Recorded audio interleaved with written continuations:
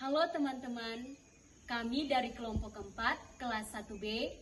Video ini kami buat untuk bagian dari ujian tengah semester mata kuliah pengantar konseling.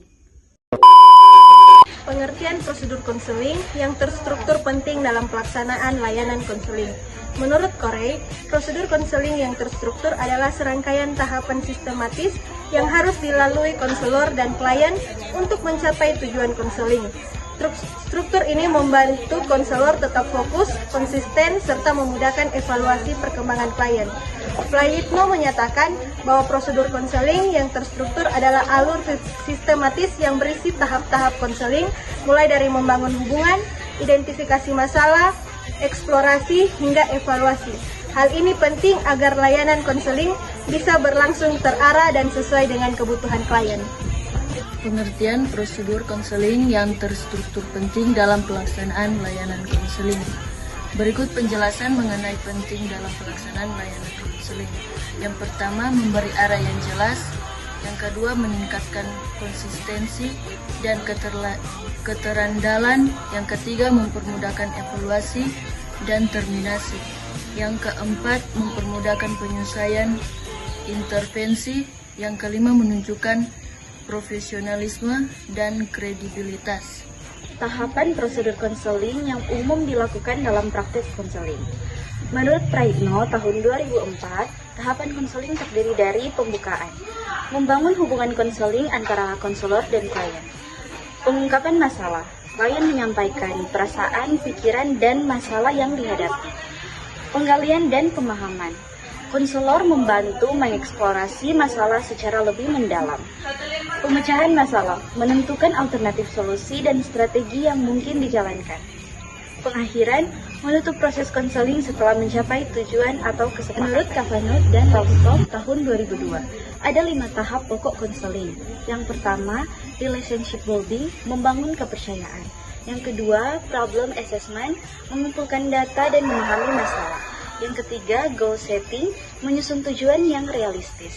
Yang keempat, intervention, melaksanakan strategi konseling. Yang kelima ada evaluation, termination, and follow up, menilai hasil, menutup konseling, dan menindaklanjuti bila diperlukan.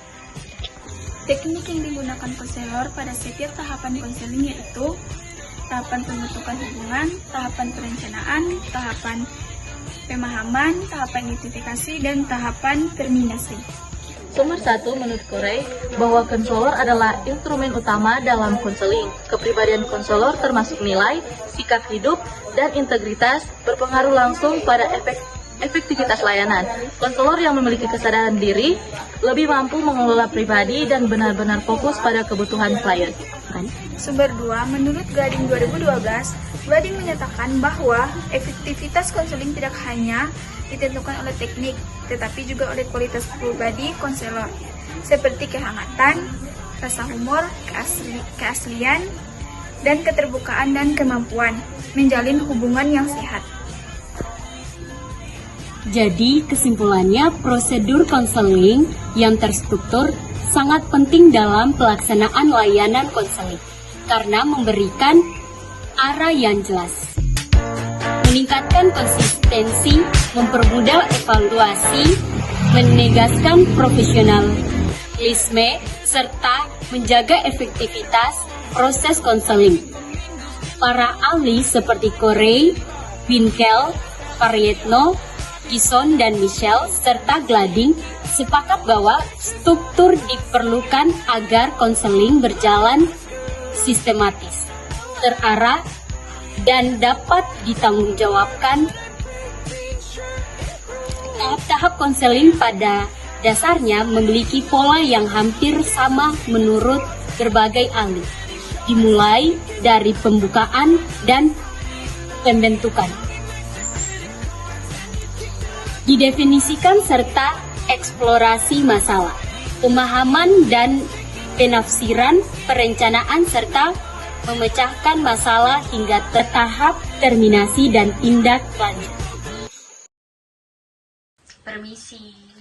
Silakan, ada yang mau diceritakan? Jadi begini ceritanya, akhir-akhir ini saya merasa tidak semangat untuk belajar. Boleh saya tahu alasan kamu malas belajar itu karena kenapa? Entah kenapa, Bu.